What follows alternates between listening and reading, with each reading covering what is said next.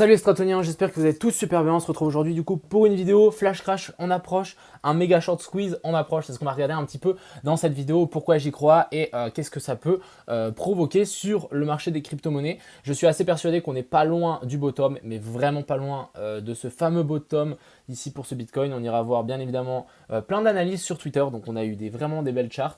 Une petite charte aussi avec les retails, assez intéressant. On ira voir l'Ethereum, le BNB. On ira voir ici cette petite liste ici d'alt, on va voir comment elle réagit plus ou moins.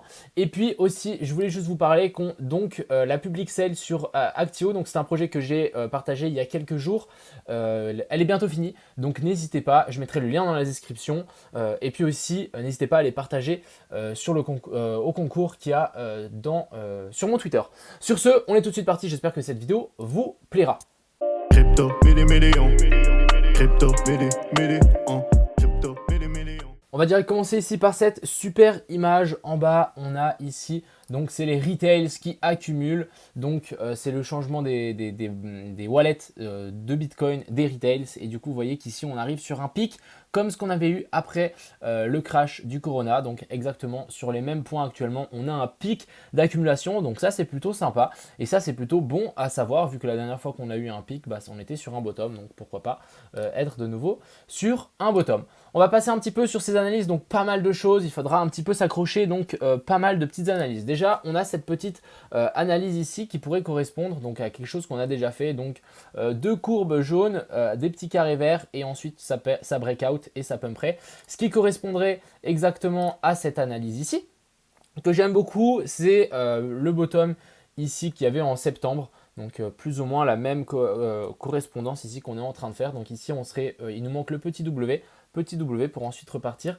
Il nous a fait un super petit trade. Je mettrai le lien dans la description où il explique un petit peu tout. Du coup, ici, on aurait une correction ABC, ABC, ABC. J'irai vous montrer un petit peu après mon scénario qui correspond avec ça.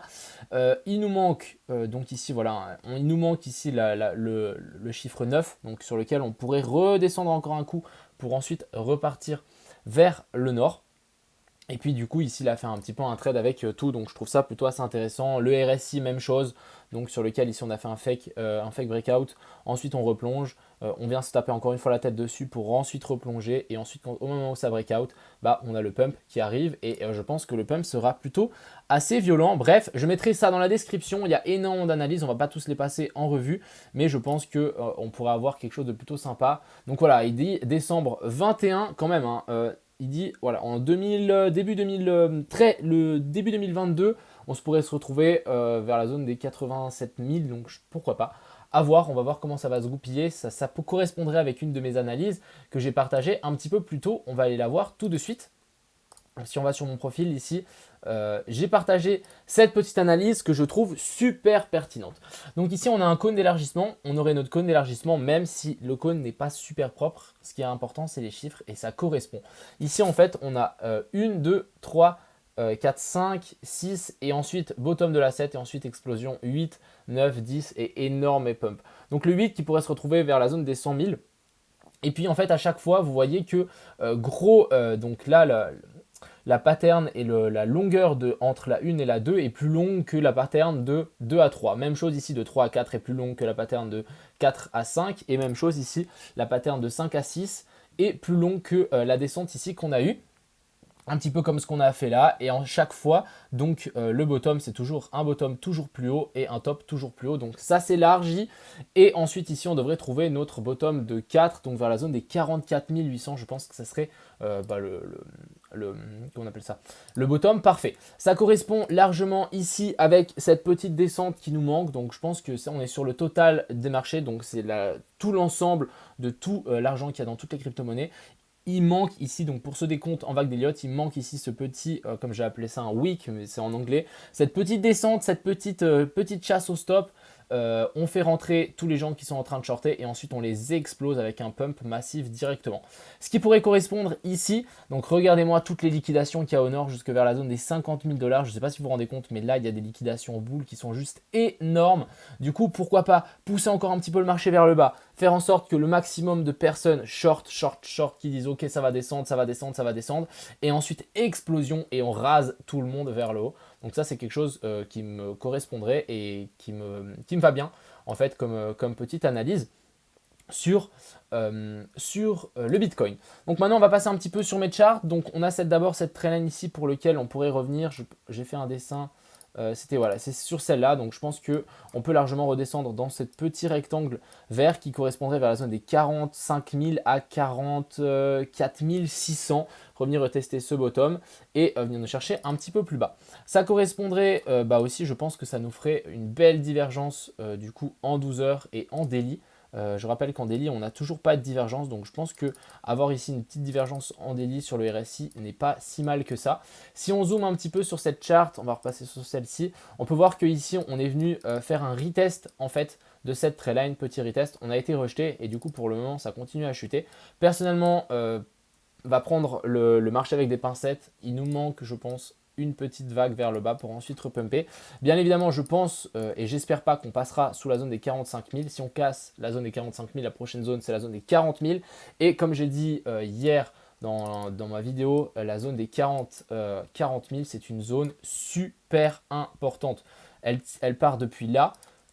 Depuis ici, donc on a fait un top, deux tops, trois tops. Ici aussi, un bottom. Ici, on a eu la mèche qui est venue. Si on casse, pour moi, c'est une zone médiane de ce marché. On casse ceci, c'est direction la zone des 30 000, voire le bear market est là. Donc, ce n'est pas le scénario que je privilégie pour le moment. Tant qu'on ne casse pas la zone des 40 000, ce n'est pas du tout ce que je privilégie. Actuellement, ce que je privilégie, c'est descendre encore un petit peu, venir faire un petit scénario. On fait encore shorter les gens. On les prend et on les explose vers le nord. Et on vient directement chercher la zone des 54 000 pour ensuite venir là, stabiliser un petit peu et ensuite repartir vers des nouveaux plus hauts pour les crypto-monnaies. Bien évidemment, je rappelle que le bull market n'est toujours pas fini. Donc voilà un petit peu mon scénario.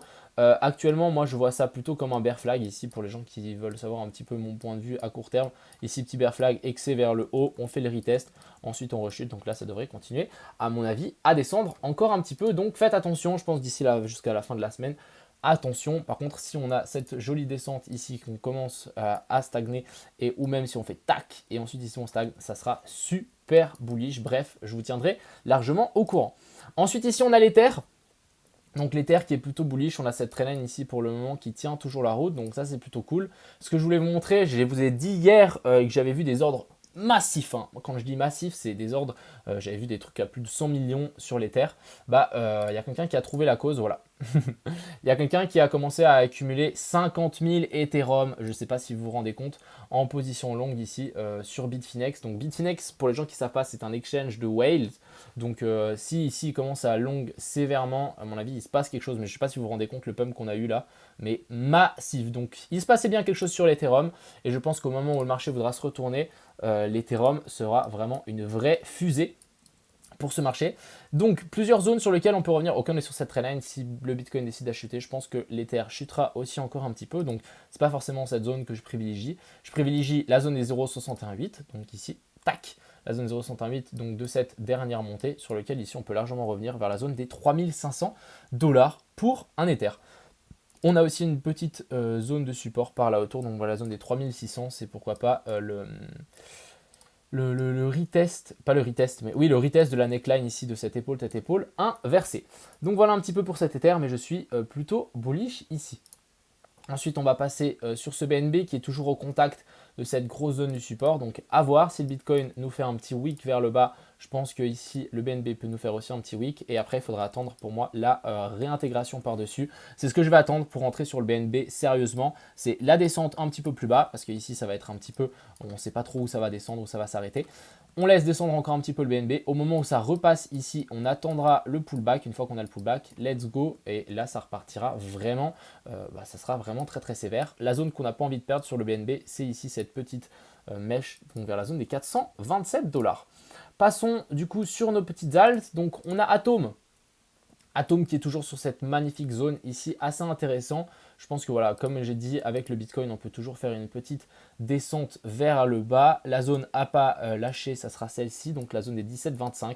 On va espérer que en fait on fasse une petite descente vers le bas, on réintègre et ensuite ça reparte vers le nord. Je voulais vous montrer qu'ici on avait une magnifique tendance. Ouais, maintenant c'est en train de, ça se tient pas trop, mais on avait ici, bon, on a toujours, regardez les vagues, elles sont toujours plus en plus petites, alors qu'ici on descend, même chose le RSI, on a une grosse divergence qui est en train de se mettre en place.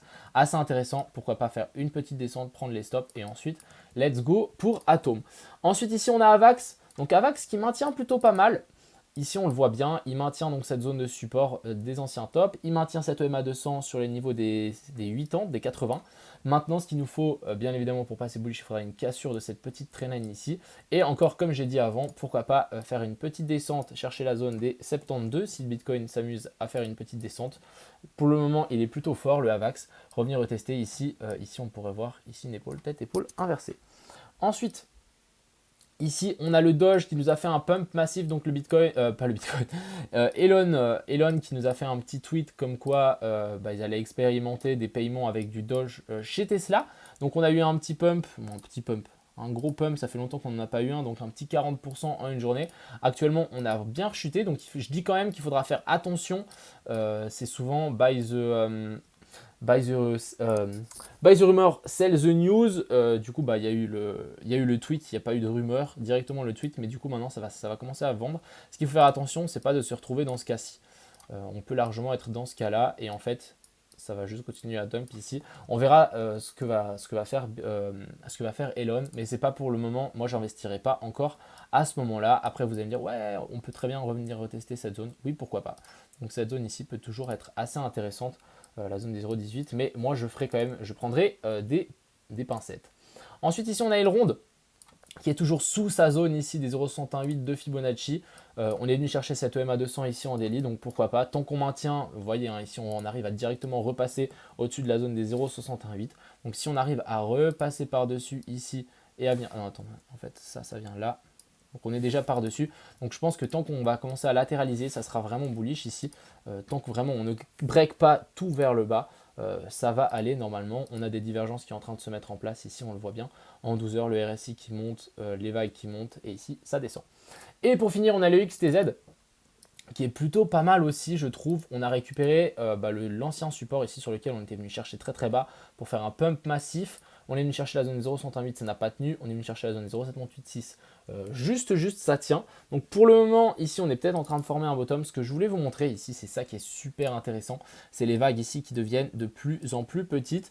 On est dans le rouge, donc c'est une belle zone d'achat. Donc je pense qu'ici, je ne sais pas si on peut encore peut-être avoir une petite bougie vers le bas, mais ici, on est bel et bien en train de trouver un bottom. Et du coup, investir en DCA ici sur le XTZ, pour moi, Tezos, c'est un super projet, une super blockchain. Je pense que ça vaut largement la peine. Donc ici, assez intéressant. On a ici une petite remontée. On va suivre ça avec grand intérêt. Mais pour moi, XTZ peut vraiment être une pépite à surveiller pour 2022. Donc voilà, on a fait un petit peu le tour. J'espère que cette vidéo vous a plu. On va revenir un petit peu sur ce Bitcoin. Donc méfiance, pour le moment, un petit retest bearish. Méfiance. À voir si vraiment on va venir chercher cette zone. Mais ce sera vraiment la zone à privilégier selon pas mal d'analyses, selon mes analyses à moi, selon le volume profile, sur pas mal de choses, selon cette analyse aussi. Bref, je suis assez d'accord avec lui, surtout avec cette analyse ici qui est la mienne. Bref, j'espère que vous y voyez un petit peu plus dans ce marché. Je ne suis pas du tout bearish pour le moment. Je vais tout simplement patienter, avoir une bonne occasion et me dire ok, le bottom est bel et bien trouvé, etc. Et ensuite, on verra comment ça repart vers le nord. Sur ce, je vous souhaite une bonne soirée. On se retrouve tout à l'heure en live à partir de 20 h et à plus.